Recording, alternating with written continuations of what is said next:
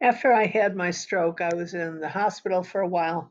Then I was in skilled nursing for like 4 months because I was totally helpless. I couldn't do anything. And then eventually I got well enough that I was able to leave skilled nursing. But the big question was, where do I go now? Unfortunately, I lost my house because I wasn't able to work for 4 months and I didn't have enough in savings to pay for it. So having lost my house, and I couldn't really have lived there anyway. It was single story, but there were 3 steps to get into the house from the front door, 3 steps to get in from the garage, and the bathroom was not disabled at all. And there's a new concept for housing, which a lot of people remodeling their house are taking advantage of. It's called aging in place, where you put like you redo the bathroom so that there's like grab bars by the toilet and benches in the shower and a shower stall as opposed to a bathtub for easy access.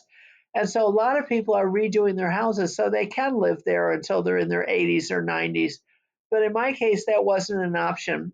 And so now I'm in assisted living. And my friends that have been in and seen the place say stay there until they kick you out. And I was able to maneuver around where Medicaid is paying the lion's share of it. So it's practically free to live here. The only thing I have to deal with are incidental expenses like going to salons and getting pedicures if I'm so inclined. But let me give you a brief tour of the place. We'll start with the dining room. One of the nice things about assisted living is they pay for everything. So there's 3 meals a day, breakfast, lunch, and dinner, times 7 days a week. So when you're hungry, you just go down to the dining room and they've got 2 or 3 items on a menu.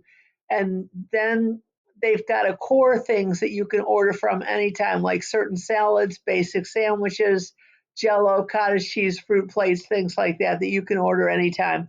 So you can eat anytime you want. It's a nice place to socialize. A lot of people at the facility that I'm in eat in their rooms, but if you come down to the dining room, you can socialize with people. And socializing is one of the big advantages to living in assisted living. You can socialize here in a way that you never could if you lived by yourself. So I'm going to give you a little tour. Enjoy the tour.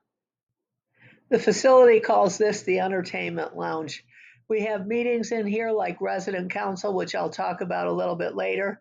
And there's a popcorn machine off in the corner and a fairly widescreen TV here. So they show movies on Saturday afternoons and a couple other times during the week, which is always on the activity guide. So if you want to go down and watch a movie and have some popcorn, this is where you can go. The chairs are comfortable, the screen is big, you can sit fairly close to it. So that's just one of the many things here you could do. Here's a shot of an outside garden that they have. You'll notice that there's plants all over the place, and on the left-hand side, there's outdoor seating with a fire pit, which they sometimes turn on. And this is a nice place to hang out and be in touch with nature. A couple of the rooms in this facility have private balconies, but I'm not that lucky. So if I want to be around nature, I have to go outside. But this is a nice little area to sit around and enjoy the summer weather. I can't say too much for it in the winter. But off to the left is a place with a cover. The smokers hang out there. They do have the smoking area here if you're a smoker. But if it's raining or if the sun's beating down too much, you can go under the covered area or you can sit in these nice, comfortable chairs. So this is just a nice area. I almost forgot to mention on the way into the dining room, there's this table with fruit. There's some apples and oranges there, and in the bowl closest to the right hand side, there's little goldfish and other little snacky things. So you can generally find something to eat. They also have coffee set up all the time. I think I grabbed a picture of that. So if you're hungry and it's not normal dining hours, you can go and grab a snack or a piece of fruit. This is the lobby area out front. There's a number of common areas throughout the facility where you can meet up with friends and just kind of hang out with other residents and be out of your room and be in a common area where there's activity and you can see things going on and people coming and going. And just to kind of get you out in the world a little bit so you're not locked up in your room and all reclusive all the time. So there's a little fireplace here where they have a little gas fire, which is nice. And there's a nice TV here where they sometimes play movies and things, and you could just kind of hang out here on the couches. It's a nice area. Actually, this facility has a social hour here every Friday at 3:30 where they serve us wine in this room. That's kind of nice, free alcohol. It's not really expensive wine, but still.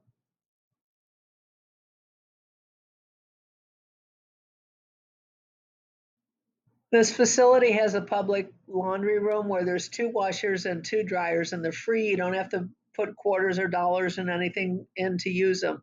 And this place does your laundry once a week for free. Every Monday, they come along and get my laundry and take it and do it. And they actually fold it and everything.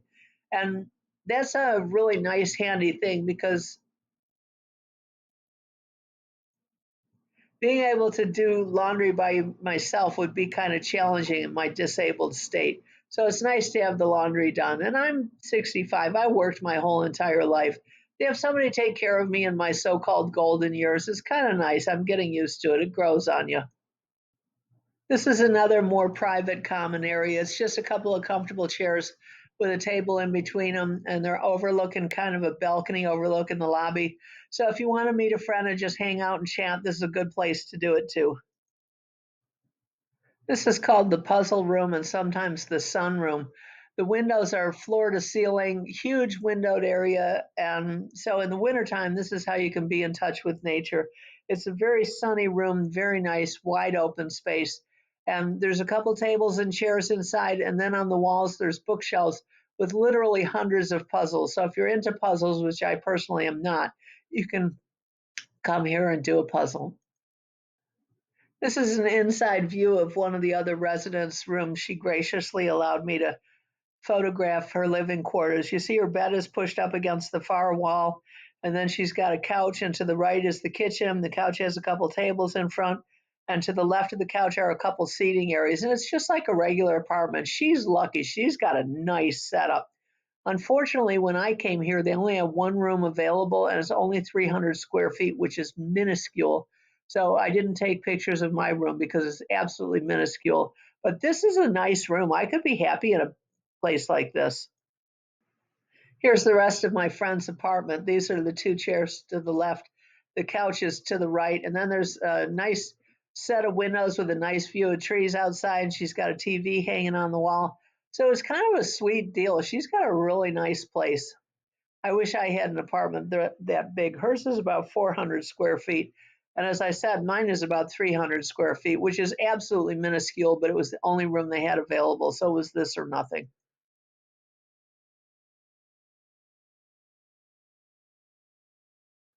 This is kind of a kitchen that they have.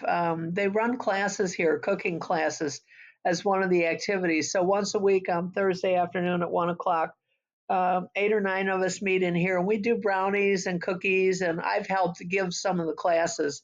One of the things I want to mention, and I'll go into more detail. If you get involved with things like deeply involved, it'll make your stay here more enjoyable. I plan on getting out eventually, but for the time that I'm here, I'm trying to become deeply involved. And I'll talk a little bit more about activities later on.